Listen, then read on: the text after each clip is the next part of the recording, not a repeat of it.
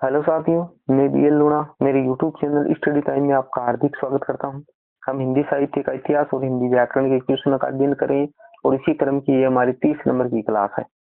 अगर आप चैनल पर पहली बार विजिट कर रहे हो तो चैनल को सब्सक्राइब कर ले, बेल आइकन को ऑल पे प्रेस कर ले ताकि मेरे आने वाले हर वीडियो का नोटिफिकेशन आपको मिलता रहे। और वीडियो को पूरा अंत तक जरूर देखिए और अंत में मेरे को आप बताइए कि आपके कितने क्वेश्चन है वो सही हो रहे हैं।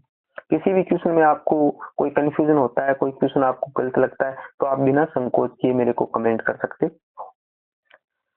बात करते हैं पहले क्वेश्चन की। तो आज का हमारा जो पहला क्वेश्चन है वो है, यदि प्रबंध काव्य एक विस्तृत वन स्थली है तो मुक्तक एक चुना हुआ गुलदस्ता, ये किसका कथन है?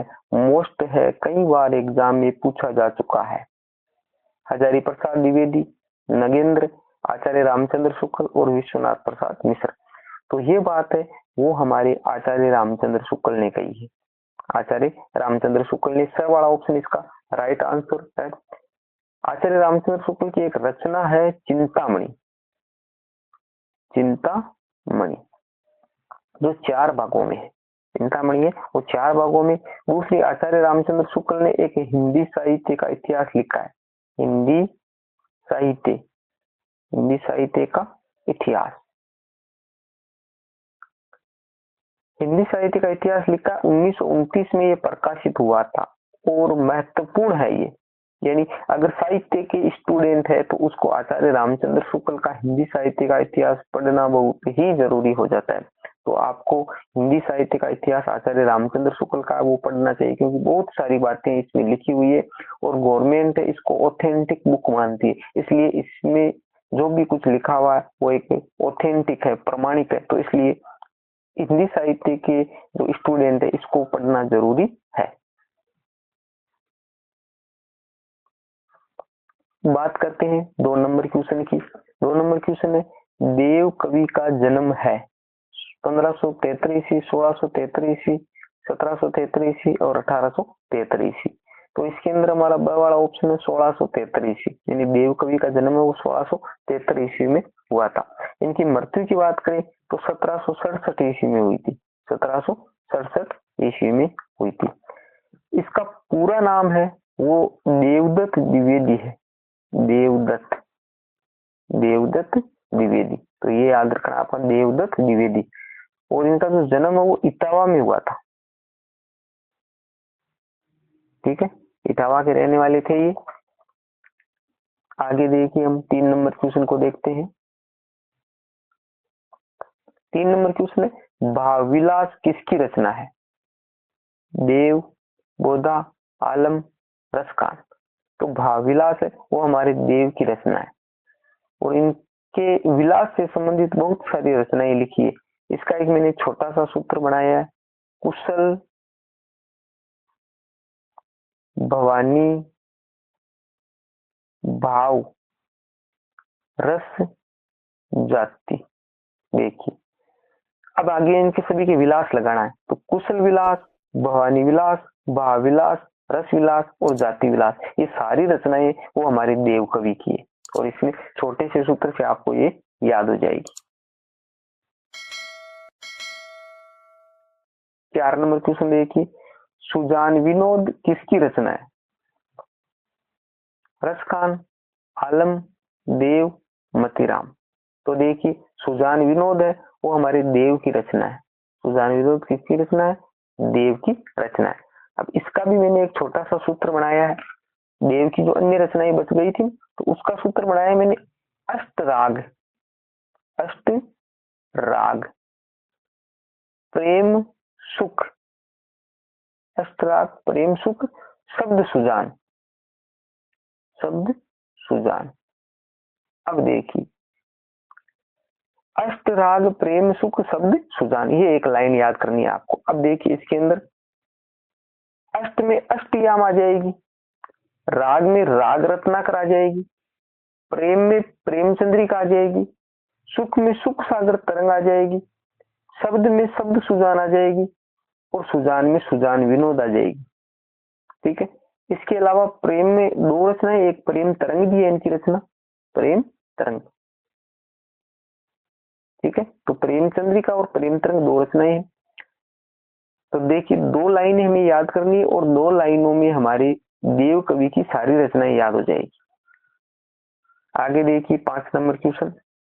अगर आपको अच्छे से थोड़ा समझ में नहीं आ रहा है, कोई कंफ्यूजन रह रहा है, तो मैंने हिंदी साहित्य का इतिहास बहुत ही शानदार तरीके से पढ़ाया है, मेरे खुद के बनाए हुए नोट्स है, तो आप जाकर वो कला से देख सकते हो।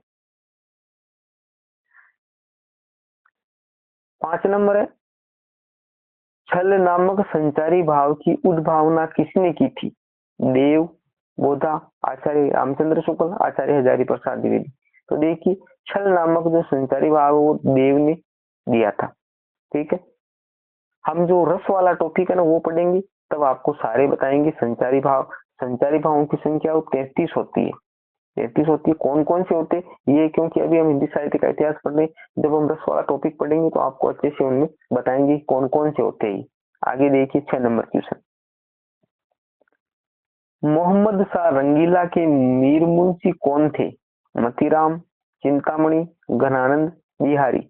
तो इसमें देखो घनानंद है, यानी घनानंद है वो मोहम्मद शाह रंगीला है जो दिल्ली के शासक थे। तो मोहम्मद शाह रंगीला उसके ये मीर मुंशी थे। कौन? घनानंद। घनानंद के जन्म की बात कर लेते हैं तो 1689 ईस्वी में इनका जन्म हुआ था। मृत्यु की बात करें तो 1739 ईस्वी में इनकी मृत्यु हुई थी। रीति काल के ये कवि थे घनानंद, और रीति काल में भी रीति मुक्त थे।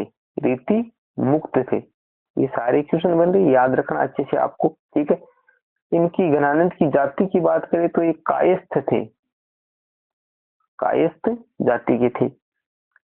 इनकी प्रेमिका की बात करें तो प्रेमिका का नाम सुजान था। प्रेमिका का नाम क्या था? सुजान था। और उन्होंने सुजान पे एक रचना भी लिखी है, सुजान सागर, इस प्रकार की एक रचना है, सुजान सागर। सुजान देखो सागर। ठीक है, अभी ऊपर नाम आया था सुजान विनोद, तो सुजान विनोद है वो देव की। अब सुजान विनोद है तो उसमें द आ रहा है ना, सुजान विनोद है, तो उस द से याद रख लेना वो देव की है। और सुजान सागर आए तो हमारे घनानंद की हो जाएगी। और एक सुजान रसकान है वो हमारे रसकान की। तो ये अलग अलग है, याद रखना इसको। ऐसा क्यों माना है कि जो घनानंद है वो एक सुजान नाम की वेश्या थी, जो हमारे मोहम्मद शाह रंगीला उसके दरबार में नृत्य का काम करती थी, और उससे ये बेहद प्रेम करते थे। कौन? घनानंद। तो एक बार इनके बीच में मनमुटाव हो गया था, और ये यहाँ से छोड़कर वृंदावन चले गए थे। कौन? घनानंद। और वृंदावन जाकर फिर निम्बार्क संप्रदाय में उन्होंने दीक्षा ग्रहण कर ली थी। तो याद रखना है, सुजान को छोड़कर ये वृंदावन चले गए थे और वहां पर निम्बार्क संप्रदाय में दीक्षित हो गए थे। आगे देखिए 7 नंबर क्वेश्चन। 7 नंबर है, निम्न में से घनानंद की रचना नहीं है। जो रचना नहीं है वो बताना। सुजान सागर, विरह लीला, कृपा कांड, ये सभी। तो ये सारी रचनाएं वो घनानंद की है। सुजान सागर तो मैंने ऊपर आपको भी बताया ही था। अब बाकी विरह लीला, कृपा कांड, ये कृपा कांड कहीं आप कृपा कंद भी लिखा हुआ होता है। ठीक है, तो इनकी रचना है। इसके अलावा रस केली वल्ली, रस केली वल्ली इस प्रकार का नाम है, वो भी इनकी रचना है। एक होता है लोकसार, वो भी इनकी रचना है। और ये लोकसार भी कहीं पर कोकसार लिखा हुआ है, कोकसार। तो ये लोकसार कोकसार एक ही है। आगे देखिए 8 नंबर क्वेश्चन। पद्माकर का जन्म हुआ था 1700 ईस्वी, 1733 ईस्वी, 1753 ईस्वी, 1775 ईस्वी। तो पद्माकर का जन्म वो 1753 ईस्वी में हुआ था। मृत्यु की बात करें तो 1833 ईस्वी में इनकी मृत्यु हुई थी। इनकी रचनाएं हैं, बहुत सारी रचनाएं हैं, यानी हिम्मत बहादुर विरुदावली है वो पद्माकर की रचना है। प्रतापशाही विरुदावली है वो भी हमारी इनकी रचना है पद्माकर की। कली पचीसी है, जगत विनोद है, पद्माभरण है, प्रबोध पचासा है, गंगा लहरी है। ये सारी रचनाएं वो हमारे पद्माकर की है। 9 नंबर क्वेश्चन देखिए। जन्म ग्वालियर जानिए मथुरा वसी ससुराल, ये पंक्ति किस कवि के विषय में है? आचार्य रामचंद्र शुक्ल। बिहारी है यहाँ पर। ठीक है, बिहार नहीं है, बिहारी मतीराम और भूषण।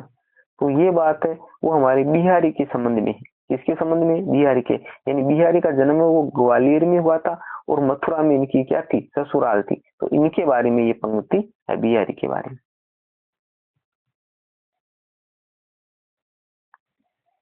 10 नंबर क्वेश्चन देखिए, अति सुदोषने को मार्ग है जहाँ नेकू सयानप बांक नहीं, ये पंक्ति किस कवि की है?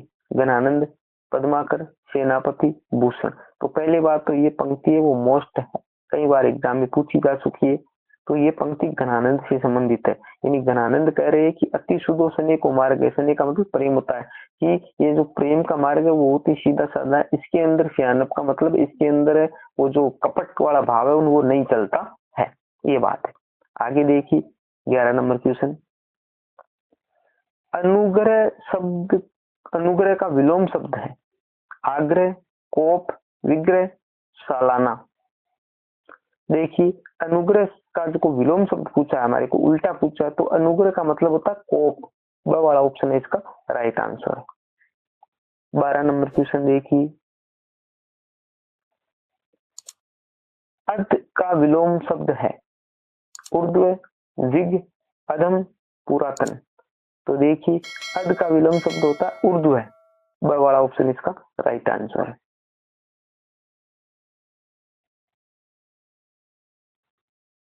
ये जो विलोम शब्द वाली ऐसे जो क्वेश्चन है ना, ये तो आपको क्या है कि ज्यादा से ज्यादा शब्द भंडार को आपको बढ़ाना पड़ेगा। विलोम शब्द हो गया, अनेकार्थी शब्द हो गया, पर्यायवाची शब्द हो गया, तो इनको तो आप ज्यादा से ज्यादा गाइडों से पढ़ना पड़ेगा, क्योंकि इनकी कोई ट्रिक तो होती नहीं है। उदासीन का विलोम शब्द है उत्साह, आसक्त, विषाद, विनित। तो 13 नंबर में ब वाला ऑप्शन है आसक्त, उदासीन का है आसक्त। 14 नंबर देखिए, नैसर्गिक का विलोम शब्द है प्राकृतिक, कृत्रिम, पुरातन, प्राचीन। तो इसके अंदर ब वाला ऑप्शन है कृत्रिम।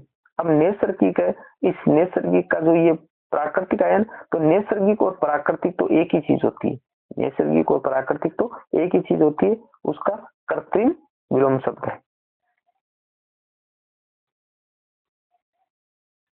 क्वेश्चन नंबर 15 देखिए, जो इस क्लास का लास्ट क्वेश्चन है, प्रधान का विलोम शब्द होगा मुख्य, खास, गौण, विशेष। तो प्रधान का है होगा गौण, क्योंकि ये मुख्य, खास, विशेष ये तो सारे इनसे मिलते जुलते ही है। तो ये 15 क्वेश्चन थे जो हमने देखे। किसी भी क्वेश्चन में आपको कोई कंफ्यूजन, कोई गलती नजर आती है तो आप मेरे को कमेंट कर सकते हो। आपने अंत तक देखा है तो आपके कितने क्वेश्चन है वो सही हुए वो मेरे को आप कमेंट करके बताइए, ठीक है। और यहाँ तक आप अगर देखते हुए आ गए हो और वीडियो आपको पसंद आई है तो इसको लाइक करिए, अपने दोस्तों के साथ में इसको शेयर करिए, और अभी तक चैनल को सब्सक्राइब नहीं किया तो सब्सक्राइब जरूर कर ले। मिलते हैं अगली वीडियो में, तब तक के लिए जय भीम, जय भारत।